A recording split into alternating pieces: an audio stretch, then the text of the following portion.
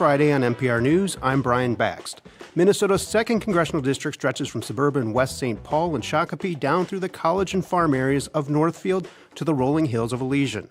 In other words, the district's complexion is quite varied. It's seen as Minnesota's most competitive U.S. House district and one of those that will have a big bearing on which party leads Congress next year. The main candidates on the ballot are incumbent Democrat Angie Craig and Republican challenger Joe Teriab. They've joined us at the Minnesota Public Radio Maud Moon Weyerhaeuser studio for a debate. The rules are simple. I wrote the questions, and neither campaign had input or was provided a list. There's no hard time clock, though we'll try to keep it even. You'll each have plenty of time for responses and rebuttals where needed, but please don't talk over one another because it makes it hard for our listeners to understand what you're saying.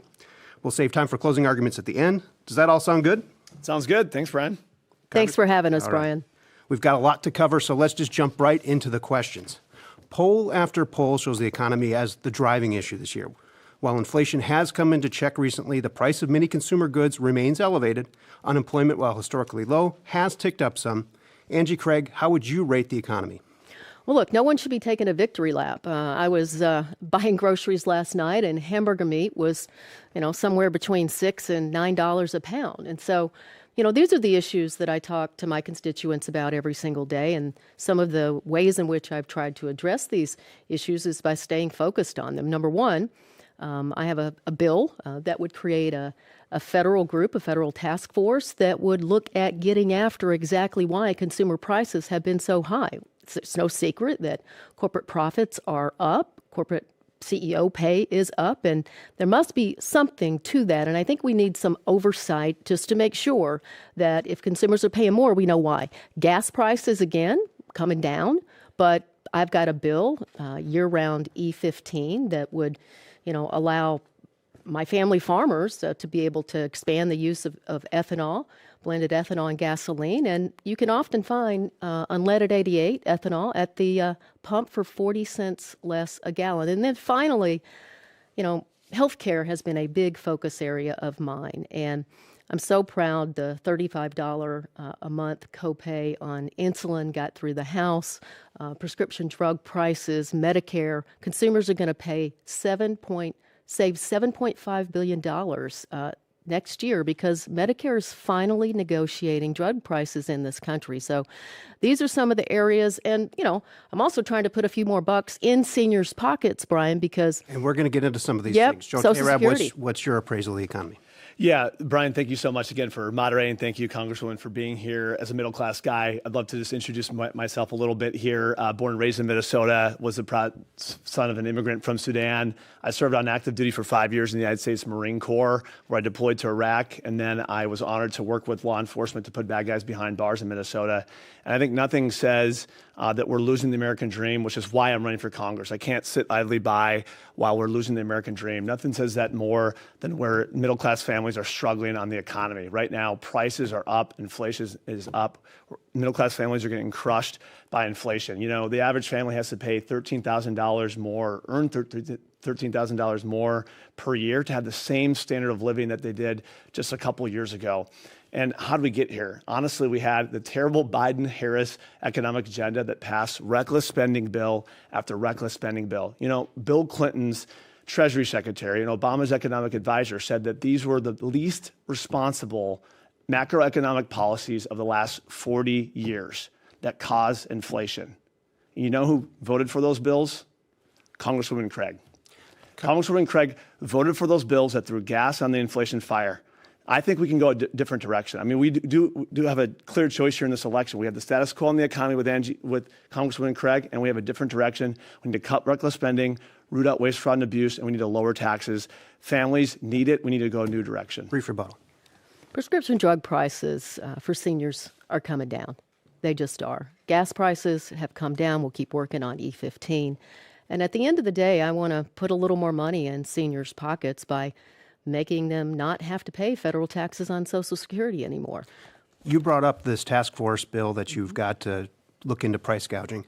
Democratic presidential nominee Kamala Harris has proposed a ban on price gouging for food and other essential items.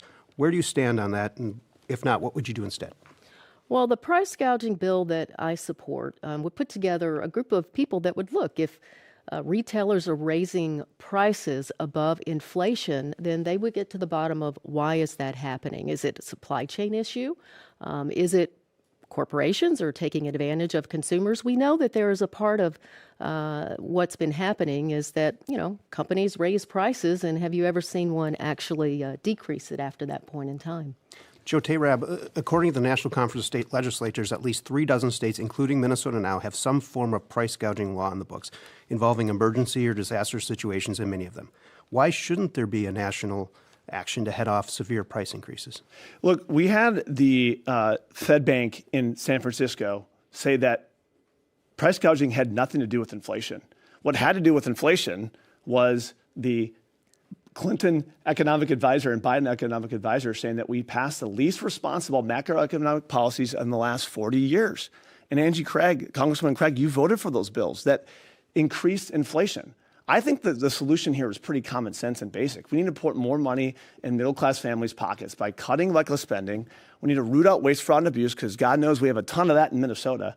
And we need to actually pass tax relief. And that's a big issue, big difference in this race, because from my understanding, Congresswoman Craig, you want to actually let the tax cuts of 2017 lapse, AKA you want to raise taxes. I want to put more money in middle-class people's pockets. That's the key to this. Did the bills you voted for contribute to inflation? During the Trump administration, there was a global pandemic, and the Congress approved a number of spending bills under President Trump to make sure that our small businesses did not go out of business. We've seen inflation come down. It's about 2.5%. We see that the jobs report out this morning is still pretty strong. And at the end of the day, the IRA, the Inflation Reduction Act, is actually going to reduce spending by about $200 billion for Medicare because they can finally negotiate their pricing. So at the end of the day, we've come through a global pandemic. I think the Fed rate cut is good news to American consumers, but this is an area, gas prices, grocery prices, prescription drug costs, that I've been laser focused on as a member of Congress from the 2nd District. I think we need to step back for a second here, because I hear what you're saying, Congresswoman Craig, about the Inflation Reduction Act, but what people need to know is what you said about the Inflation Reduction Act in 2022 in a debate is you said that it would actually reduce the deficit by $300 billion. You know what the CBO actually came out with recently? It actually blew the deficit by $550 billion.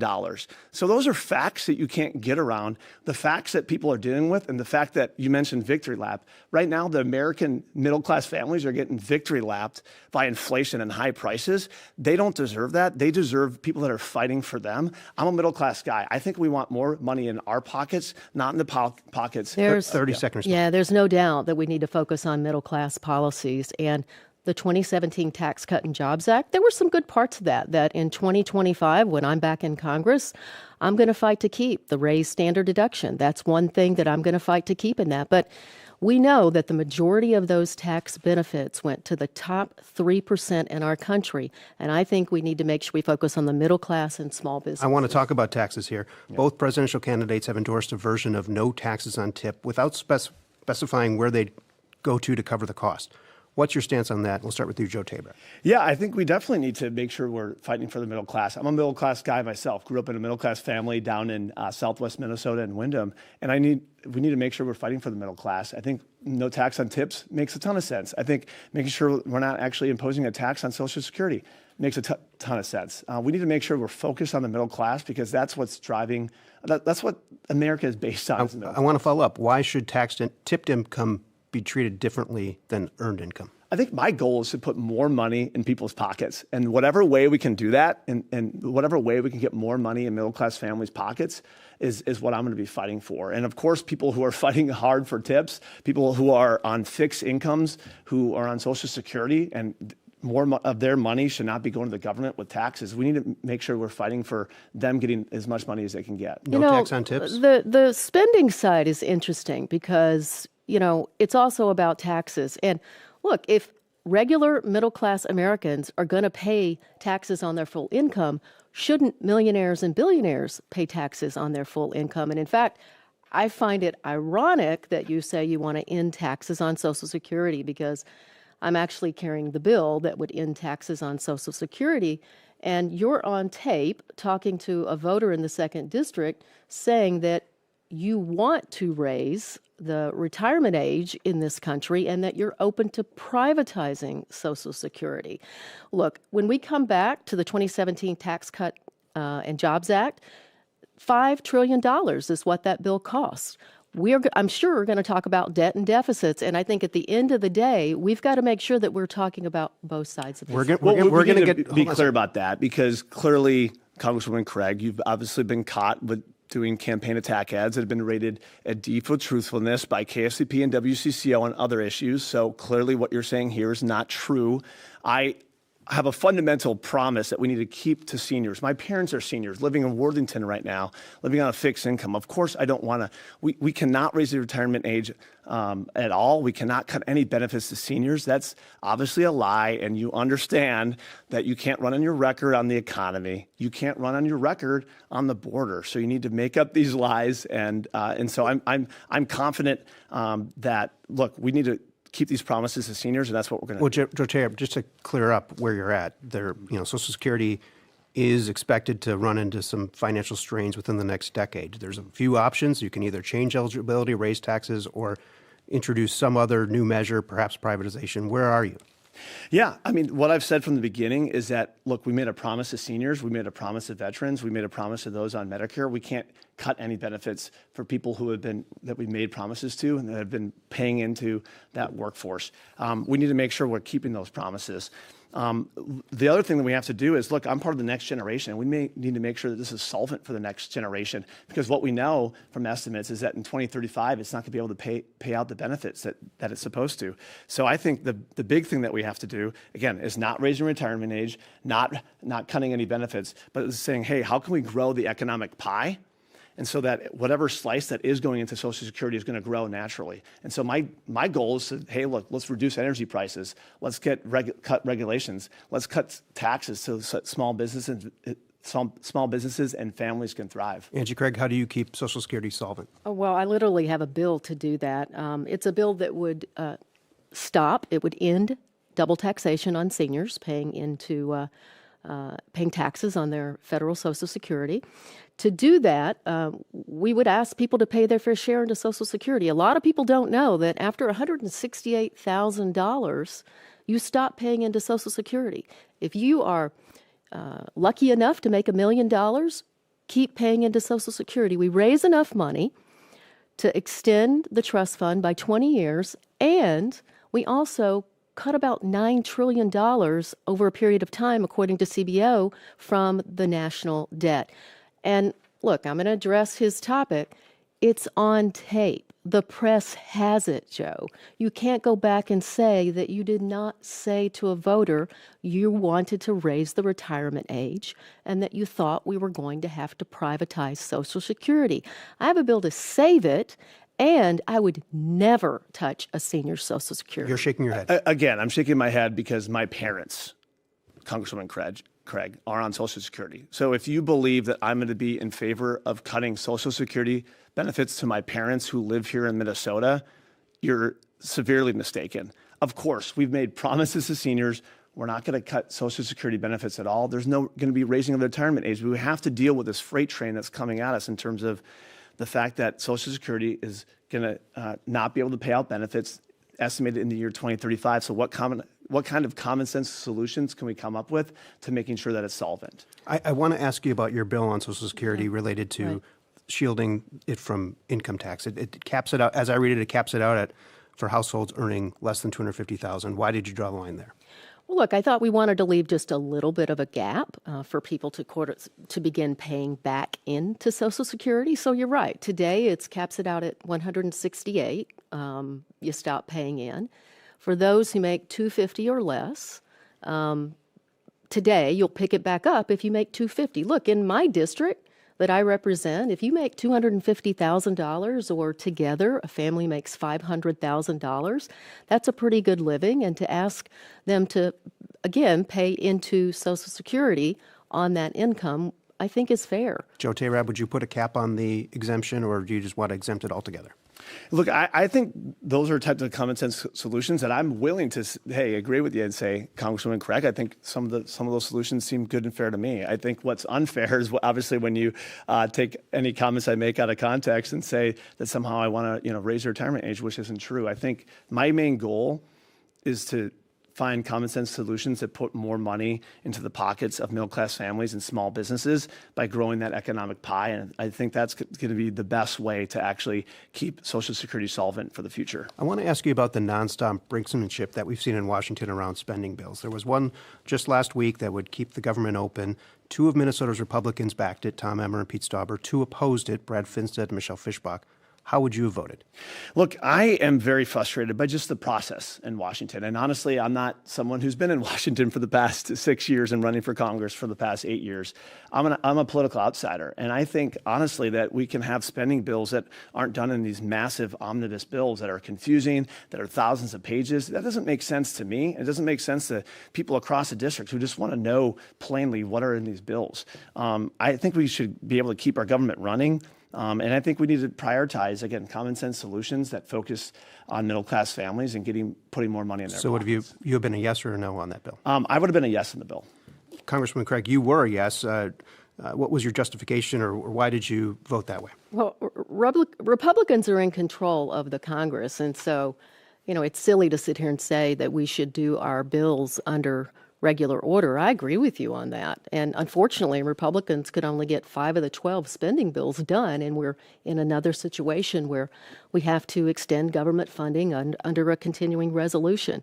Look, I've got air traffic controllers that if we shut the government down, would have to go to work every single day in Farmington with no pay. We've got TSA agents who, if we shut the government down, would have to go to work every single day with no pay. By the way, I've got a bill that would take pay away from members of Congress if they shut the government down, because I don't think members of Congress should get paid. So I voted for the bill, Brian, for one simple reason. I'm not willing to shut down the government over political brinkmanship. Did you want to respond? Yeah, I did want to respond because Congresswoman Craig, I appreciate a lot of the work that you've done, but clearly the results aren't there. The middle-class families are looking for results. Look, if you hire a contractor to do some work at your house and they didn't do a good job, right? They somehow messed up. You're not going to hire them again. They might be the nicest person, the hardest working person, but you're not going to hire them again. Right now, Congresswoman Craig, you're not doing the job in the economy. Middle-class families, the biggest thing that they care about, because I'm a middle-class guy myself, is that we care about high prices that are crushing us right now, and an open border as well that you failed on as well. And so we need to make sure that people understand that your record is, you talk about many of these bills that you've worked on, fine and good, but the main issue is the economy and high prices. You have failed. I just want to clarify, though. You said what you said on tape. Are you really denying? You said that you were just rambling. I mean, I ramble when I talk about what I did. You're talking about Social Security. Yeah. I ramble when I talk about what I did last weekend. When someone asked me, do we think we need to raise the retirement age, I would never say yes. I didn't say yes, Congresswoman Craig. What I've been focused on right now is clearly you want to talk about what's on tape. You don't want to talk about what you voted for, yes or no. You voted for the American Rescue Plan. You voted for the Inflation Reduction Act. You said in a debate in 2020 that it would reduce our deficit. You know what happened? The CBO came back and said that it raised the deficit. So those are facts that you can't get around. And unfortunately, we can debate here and talk about it, and words are going back and forth, but middle-class families are suffering under the votes that you passed. I want to move to another topic here. Joe Teriab, you've said in events and on your website that you would oppose federal abortion ban legislation. I want to clarify. Does that mean you'd vote against bills that include abortion restrictions based on a viability requirement? I'm against a federal ban on abortions, any federal ban or restrictions on abortions. And I think we need to take a step back for a moment, because this is obviously an emotional and a personal issue for all people, all women. When a woman faces an unplanned pregnancy, so many emotions are there. Maybe joy, maybe pain, maybe anxiety, maybe fear. I know that because my mom faced an unplanned pregnancy when she was pregnant with me. And I am thankful that after she had called at Planned Parenthood, she got plugged into what's called the Pregnancy Resource Center that just gave her resources and love and support. And so I'm only here to this day because of the work of that organization. And I think that tells me from my experience, from my mom's experience, that we need to come at this issue with way more grace and compassion, of course. But we also need to support women who are facing these really difficult circumstances. And yes, I am against a federal ban. This is not a federal issue. This is a state issue. And that's why also, because we know we need to treat this issue with grace and compassion, why it's really unfortunate that Congresswoman Craig has chosen to use this as a political wedge issue. And she has been shown by KSTP and WCCO that her attack ads against me on the issue are false and misleading. Those aren't my words. Those are KSTP and WCCO's words. I think what we can do is push forward where we have consensus on this issue. IVF, great, we need to push forward with that. Adoption and foster care, those are things, common sense consensus that we all say, look, I've had friends that have tried to pursue adoption and foster care. It's way too cumbersome. We can push forward on that, and I think that's what we need to do. Representative Craig, what do you make of his states' rights argument that this is a state issue? Well, let me start with, Joe, I'm grateful that your mom made the decision that was right for her.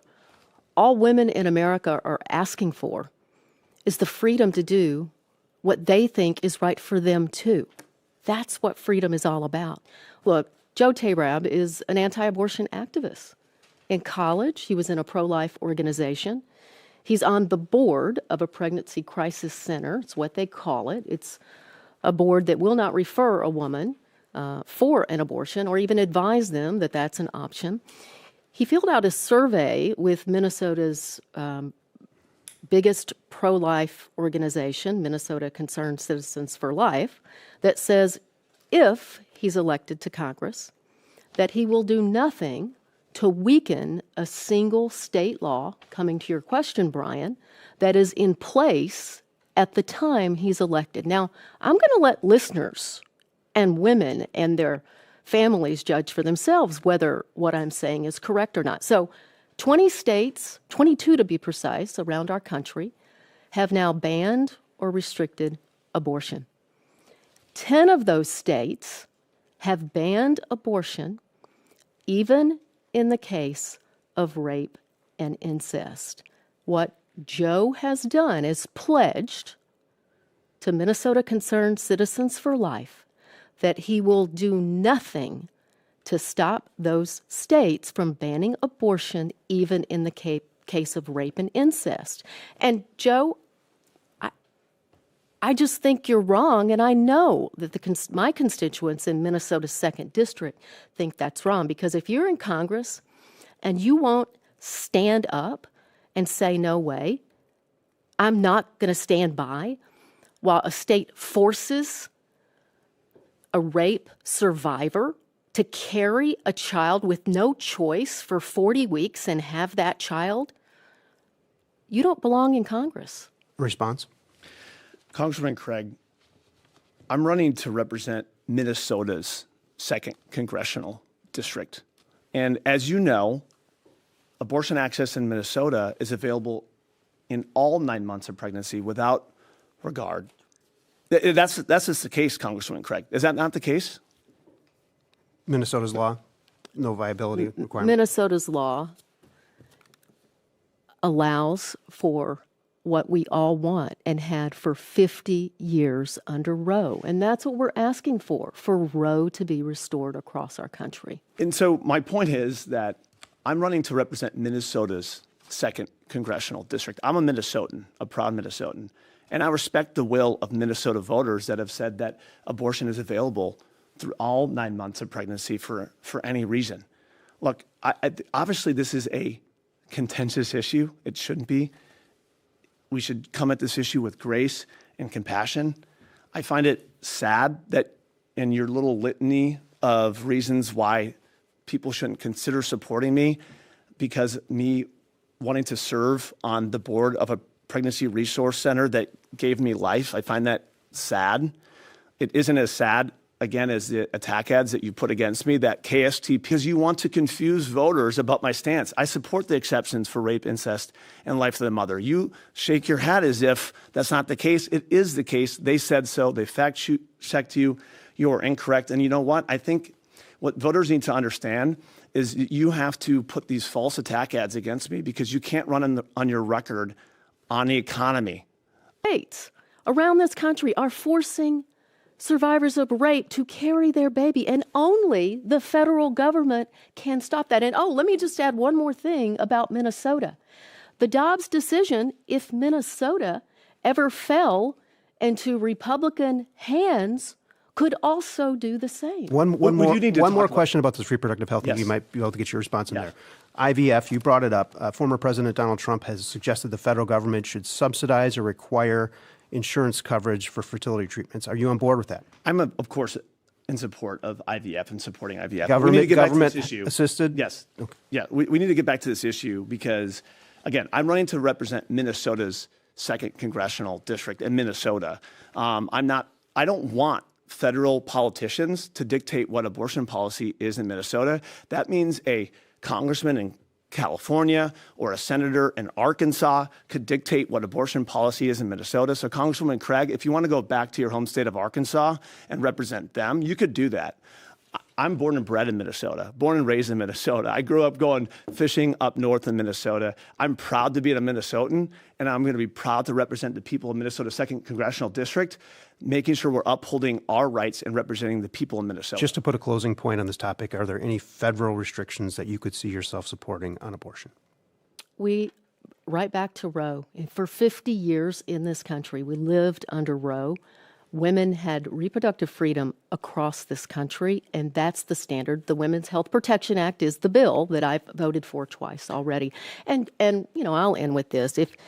If we need to have compassion and support for women, part of that is standing up as a member of Congress to states like Georgia who are letting women literally bleed out in parking lots of emergency rooms because doctors are afraid to treat them. It's just wrong. And look, that's not freedom. That's not this country. You're listening to a live debate in the 2nd Congressional District between Angie Craig and Joe Teriab on NPR News. Let's move to immigration. Immigration and border security is a motivating issue for many voters. Angie Craig, you voted against a Republican-crafted Secure the Border bill last year that passed only the House, yet you've called the situation on the U.S. southern border a national security issue and said restoring order should be one of the highest priority. Square those. Well, look, this is an area where I think the Biden administration has gotten it wrong a lot of Biden's term. And that's why I voted 5 times to condemn, with Republicans, the Biden administration on the work that they're doing for the southern border.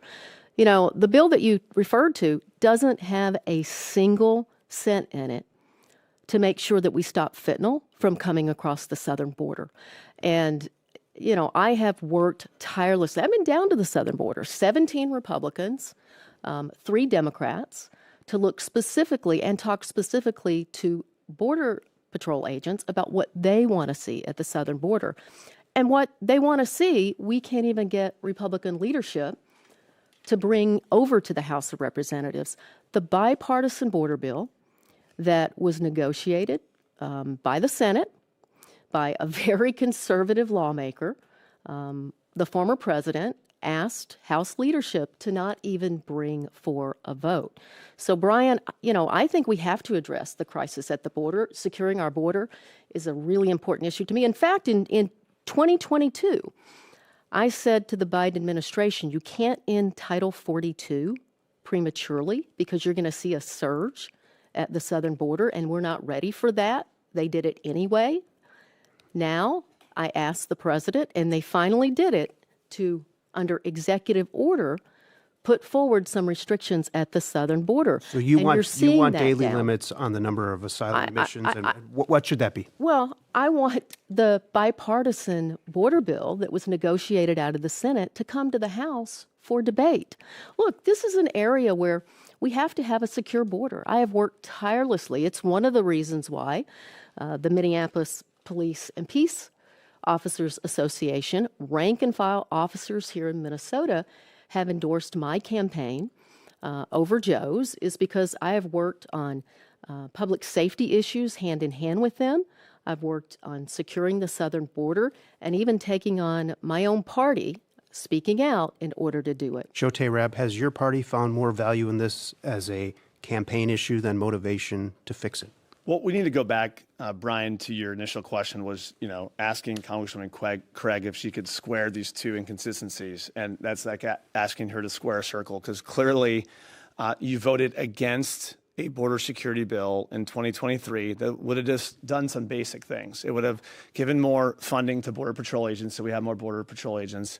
It would have actually secured the border by building a wall, which you've previously made comments that you were against the wall, but that's as common sense if I have a wall and a window and a door in my house. We need to make sure we have a border for our country. And it would have actually reformed the asylum process. Right now, we have a massive migrant crisis problem, a human trafficking crisis problem, a fentanyl problem. And I know about that because as a criminal prosecutor, as a state prosecutor, and then as a federal prosecutor, I put fentanyl traffickers behind bars, cartel-linked drug traffickers behind bars. And it's sad and unacceptable that politicians like you, Congresswoman Craig, had some hand in allowing an open border that had to be cleaned up by folks like in law enforcement that I worked with hand in hand to actually take that poison off of our streets. You voted against that Secure Our Border Act, but you also voted against some other common sense things, and that's a word I'm going to say a lot during this. Common sense things like the SAVE Act. Since we have over 10 million illegal immigrants in our country, maybe we should make sure that they're not able to vote. And the SAVE Act that you have voted against, Congresswoman Craig, said that, look, let's just not have illegal immigrants voting in our elections. Or a bill that just would have said, we're not going to give federal funding to sanctuary cities, and funding that goes to migrants should be cut off. And you voted against that. You put a lot on the table. What do you want to say about those votes, particularly around the SAVE Act, which would have reinforced what's already illegal? So, Brian, you said it first, right? I wasn't going to shut down the government in order to pass a law that already exists in this country. So that's ridiculous. And, oh, by the way, I voted actually with former President Trump to add about $1 billion for his border wall. But it's more than barriers or walls down at the southern border. That's what Border Patrol told me when I was down there. That's why they endorsed the bipartisan, bicameral border bill that your party refuses to take up because they think it's better to bring some border talking points to a debate than actually address the issue. Joe, it feels very much like, because I'm in the top 3% of all bipartisan members of Congress. I voted against the Biden administration 30% of the time. I'm the sixth most independent Democrat in the Congress right now, according to ProPolitico. It feels very much like you want to be running against a different Democrat. But I've got bad news for you. You're running against me. Joe Teriab, I want to ask you about something that President, you'll get a chance to say something here, but former President Trump has called for mass deportations. Would he have your support in funding that? And do you have any hesitation about that strategy? Look, we definitely need to make sure that people who are here illegally, especially who have come over recently, I think they don't have a right to be here. At the same time, as we talk to business owners, and I've talked to business owners across the district, there are folks who have been here for a long period of time. Look, maybe we should step back and say, look, I'm the proud son of an immigrant. Our nation is a nation of immigrants. My dad came here because he saw America as a beacon of freedom, as an immigrant from Sudan, and he lived his American dream, and I'm living in light of that. But at the same time, we can have law and order on our border, and we can say that folks who have been contributing to our society, who haven't committed crimes, who have been taxpayers, it might not be pragmatic to go up and round those folks, of course. But at the same time, we need to make sure we have some law and order. And so folks who have come here more recently, of course, we need to prioritize people who have committed crimes. And we've seen lately with some of the numbers of the number of people who have committed murder and sexual assaults and other crimes, those numbers have gone up. And I just need to address really quickly what Congresswoman talks about in terms of, you talk about all these different facts and you being bipartisan this, bipartisan that. Again, I go back to the basic tenets of, have you done your job? Have you gotten results? No, you have not, because we have high inflation. You voted for inflation-causing acts. You have an open border. You voted against bills that would have actually secured the border. Those are the facts. You can't get around them. All right, we're going to change topics here. The national security issue, another big one that's on a lot of people's minds right now, is the situation in the Middle East. It's deteriorating by the day, and the U.S. ally Israel is at the epicenter. It's military conflict with Hamas in Gaza, Hezbollah in Lebanon, and fending off missile strikes from Iran. Particularly with Iran, Joe Teriab, where are you on the continuum of restraint versus anything is acceptable retaliation? We need to make sure we're standing up to Iran and to our geopolitical foes. I know that to my core. I was proud to serve for 5 years on active duty in the United States Marine Corps as a military JAG officer, and I deployed to Iraq in support of our effort to defeat and destroy ISIS. And so my job as a military lawyer was to give the up or down guidance to our commanders when we were doing those strikes against ISIS. And I know that sometimes there are people in this world that don't respond to negotiation. They only respond to force. And some of those people, of course, are Iran, are Russia when it comes to Ukraine, and of course, China. And so what is sad and unacceptable is that we've had a Biden and Harris administration supported by Congresswoman Craig that has routinely projected weakness and not strength, whether that's our bungled exit out of Afghanistan, whether that's passing sanctions relief to Iran. And it was particularly sad when Congresswoman Craig in 2020, after we eliminated General Soleimani in 2020, who is an Iranian general responsible for the deaths of thousands of people, including hundreds of Americans, Congresswoman Craig came out with a tweet that delegitimized that strike. What we need to do is stand by Israel. What we need to do is stand against Iran. What we need to do is stand against our geopolitical foes strongly. We need to project peace through strength. Representative Craig, what's your stance on the U.S. posture toward Iran in this situation? Let me start by saying thank you, Joe, for your service to our nation in the Marines. As a community, we really appreciate that. You know, I can't talk about this without acknowledging that there are still more than 100 hostages as we come up on the 1-year anniversary on Monday of the horrific events that unfolded in Israel on October 7th. Hamas is a terrorist organization. We must stand by our ally Israel. We know that Iran is the nexus of Hamas in Gaza, of Hezbollah in Lebanon. We know the Houthis.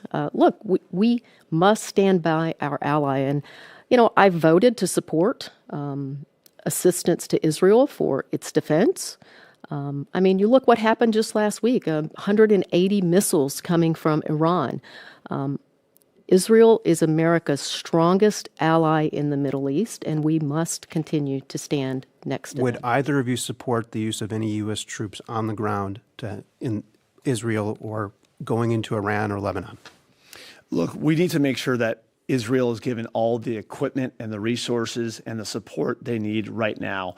Those are types of commitments that we can't talk about right now. We need to make sure we're supporting Israel 100%. And of course, I agree with Congresswoman Craig's comments about Hamas.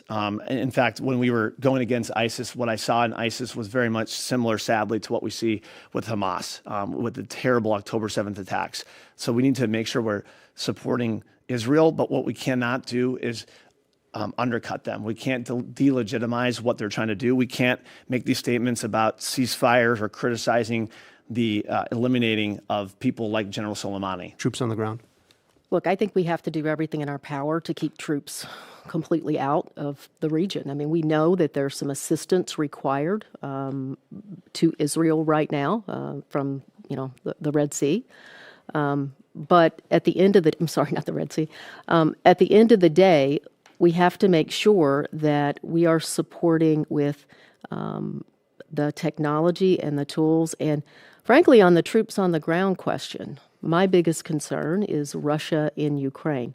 I'm very concerned if we don't help Ukraine, stop Russia, that they're going to end up in a NATO country and we might actually have to go in there. And I was going to go there next. Joe Teriab, you've adopted a peace through strength posture. To that end, is the U.S. doing too little, too much, or does it have the right level of involvement in Ukraine and its battle against the Russian incursion? Yeah, I think we need to first step back and talk about why Russia was even in a position as our geopolitical foe to invade Ukraine, which is unacceptable, of course, and no nation, especially Russia, our geopolitical foe, should take over and infringe on the sovereignty of another nation. We only got there because of the projected weakness of the Biden administration. We had, again, like the bundled exit out of Afghanistan.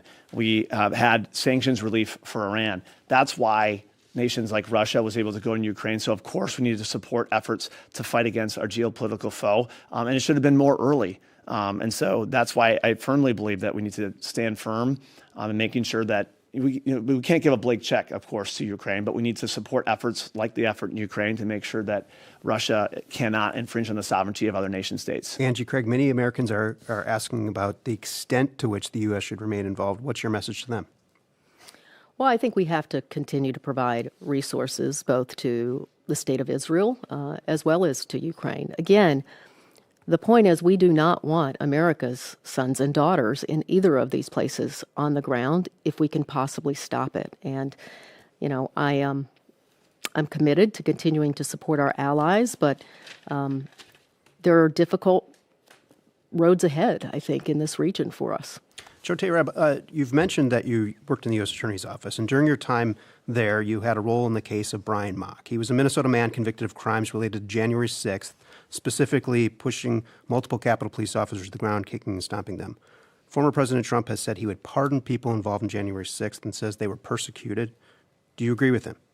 Look, I am proud of all of my efforts at the United States Attorney's Office, making sure that we held criminals accountable, whether those were people who are cartel-linked drug traffickers, whether they were defeating our future fraudsters, whether they were Bloods criminal street gang members. And yes, if people, of course, on January 6th committed violent crimes like that individual you mentioned, I was proud to be part of the effort to ensure that we're actually holding those types of people accountable.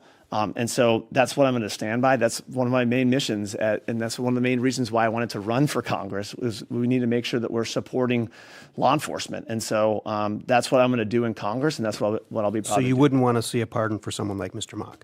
Like, I was proud about my effort. I don't think a pardon in that situation, from my understanding of the case, would be appropriate from what I know. I don't know all aspects of the case, because in that case, my argument was about the fact that if someone kicks a police officer, steals a riot shield, they should be held accountable. I assume that Congresswoman Craig would actually agree with that. And so, yeah, from what I understand in the case, that pardon probably wouldn't be appropriate. And Angie Craig, more than 1,400 people have faced charges from misdemeanors to felonies in connection.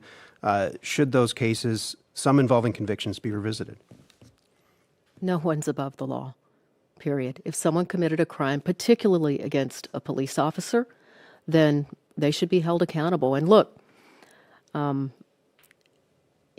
am so proud and humbled to have the support of Minnesota's rank and file police officers through MPPOA. I was there on January 6th. I saw directly what happened on January 6th. Those of us who were there to watch and listen to someone who wants to lead our country say that this was just, a walk in the park. It's insulting, and frankly, it's terrible to even think about it. And, I agree with Joe. We should support law enforcement. And this has been a major focus of mine in the 2nd District. And on the topic of the 2020 election, let's just get this out of the way. Yeah. Was it fair, and was the outcome unambiguous? It was fair. It was unambiguous. Joe Biden was elected as president. And I think, from my view, that was unfortunate, because what happened was middle-class families paid the price with high inflation, with an open border. And we know that. And sadly, we had someone like Congresswoman Craig. I want to be respectful about this. As soon as it became politically expedient to kick Joe Biden to the curb, that's exactly what you did, because you saw that your reelection chances were in a tough position. And so, despite knowing that he was not fit to be president, he's not fit to be president now, you kicked him to the curb. And so, yes, of course. And that's why we're fighting hard to make sure that we win this election, to make sure that someone in Joe Biden's footsteps, like Kamala Harris, is not president. And Angie Craig, are there any circumstances under which you would not vote to certify the results of this presidential election if you are reelected, whether that's in concert with Donald Trump or Kamala Harris? Now, I believe in the integrity of America's elections. And I just want to respond to one point Joe made. Look, I worked with President Trump when he was in office for 2 years. In fact, he signed 4 of my bills into law. When I've agreed with President Biden, I've said that and supported his legislation. But when I've disagreed, I have been vocal about that as well, and even pissed off a few Democrats along the way. So that's what I'm going to keep doing as long as I'm a member of Congress representing the 2nd District. Okay, we're nearing the end of our time here, so I'm going to ask you guys to keep to about a minute here for this one on health care. Angie Craig, you weren't in Congress when the Affordable Care Act, also known as Obamacare, was enacted. but what flaws there need fixing? Well, we need to extend the tax credits in the next session. It's a big question. So the ACA, we fixed a lot of it. I mean, the day I went in and told Nancy Pelosi in my first term the things that were still wrong with the ACA was a tough day for me on Capitol Hill, but I did it because, we needed to make sure that the ACA was working for most families. But I can tell you, most of my constituents do not want to repeal the ACA. Being able to keep our kids on our coverage to age 26, no lifetime caps for or limits, health insurers not being able to deny you, it's a big deal. But I tell you, what we're hearing at the doors, Brian, every single day is about abortion rights. It's about freedom. That's health care in the 2nd District. And I'm telling you, this guy won't do anything to stop states. A minute to you here. Do you support getting rid of the Affordable Care Act? And if so, what would you put in its place?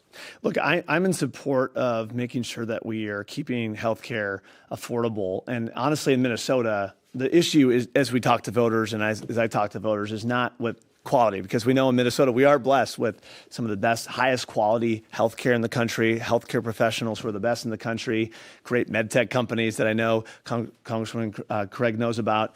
But the issue is with price. And so I was visiting with a family who's supporting me down in LeSueur County who lives on a farm, and they told me that, hey, look, the biggest issue for them in farming is not some kind of in the weeds farming issue. It's with healthcare prices. And so I think we need to come forward with common sense solutions that do things like making sure that we have some patient-centered care solutions, that we have tax parity between folks who get their health insurance from their employers and not their employers, and promote things that I've been recently hearing about that are great, like direct primary care, where you can pay a low amount for direct access to a primary care provider. All right, we're going to move to the closing arguments. We flipped a coin beforehand, and Joe Teriab, you'll go first, 2 minutes. Yeah, thank you so much, Brian, and thank you again, Congresswoman, for being here. I'm running in this race because I think we're losing the American dream. I know we're losing the American dream. Right now, middle-class families are struggling and crushed under the weight of inflation. High prices at the gas pump, at the grocery store, whether you're paying housing prices. And we know how we got there. We got there because the Biden, Harris, and Craig economy and terrible economic agenda passed reckless spending bill after reckless spending bill. We don't have to go with the status quo. Angie Craig stands for the status quo in the economy. We can go a different direction and actually do something better with our economy by putting more money, not in the government's pockets, but in your pockets. We can actually secure our border. Sadly, Angie Craig, again, stands for the status quo. We can go in a new direction by actually having border security. And one issue that didn't come up was the issue of crime, because my life's passion is pursuing justice for victims, for the innocent, as a state prosecutor and as a federal prosecutor. And it was sad that in our country in 2020, rioters took over our country, rioters took over our state. And we had feckless politicians who wanted to charge cops more than criminals. I was on the side of standing with cops to put bad guys behind bars. And what happened, sadly, and I'll get to this very quickly, is that some people got swept up with a defund the police fervor, and that was Angie Craig, because she voted for a terrible bill called the George Floyd Justice in Policing Act that would have removed qualified immunity, that would have dictated crazy edicts to law enforcement agencies, and that would have removed their ability to get military-style equipment like the Bearcat tactical vehicle in the tragedy in Burnsville. I will never be caught up in that fervor. I will always stand with law enforcement. I will always stand on the side of justice, and be my honor to serve the people of the 2nd Congressional District by standing on the side of common sense. We just want sense. All right, Angie Craig, we want common sense. Your 2 minutes. Well, I am incredibly honored, Brian, to be here today to be able to talk directly to my constituents and the voters in the 2nd District. And I'm also honored to have the endorsement of Minnesota's rank-and-file police officers who have endorsed me for re-election. You mentioned Burnsville, Joe, in your closing comments, and Paul Elmstrand, Matthew Ruge, and Adam Finseth are on my mind every single day. I actually introduced the bill that would remove any restrictions for Bearcats in our country. I am so proud to be ranked in the top 3% of all bipartisan members of Congress. I work often with my colleagues here in the state, like Pete Stauber, like Brad Finstad. Right now, I'm ranked the 6th most independent member in the Democratic Party in the country. And where I've broken with my own party has been around law enforcement issues. It's been around border security, and it's been on behalf of my family farmers. You know, the abortion issue is one that my voters just can't get over, Joe. You're an anti-abortion activist, and you will not step in to stop these states. You're on tape saying you want to raise the retirement age and privatize Social Security. I've proven, I don't have to promise, I've proven already that I will be an independent voice for Minnesota's 2nd Congressional District. And Joe, you know, you still, as we sit here today, don't have the endorsement of 2nd District Republicans. At the end of the day, it's been an honor to serve the 2nd District, and it would be an honor to serve another 2 years to represent this district as an independent voice. Wish we had more time. That was 2nd District congressional candidates Angie Craig and Joe Teriab. If you've already made up your mind in this election, this race and others on your ballot, early voting has begun, but you have until 8 p.m. on Election Day. That's November 5th to vote. Check out our voter guides and other details at nprnews.org.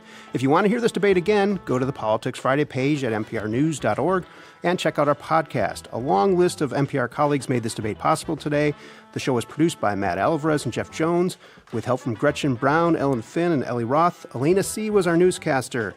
The technical side, Josh Savageau, Alex Simpson, Jess Berg, Eric Romani, Jean Baron, Eric Stromstead, Steve Griffith, Michael Osborne, and thanks to our events team of Megan Ryan, Margaret Johnson, Amy Hyatt. Be back next week at noon. Join us then. Programming supported by Champion Solar, whose experienced team can offer clean power solar solutions, custom designs, installation, and more. More information at championsolar.com. What a conversation, what a debate. And as Brian just mentioned, you can listen to it again on the Politics Friday page. Just find that on the website, nprnews.org. It's a minute before 1 o'clock, Science Friday coming up next here on NPR News. Members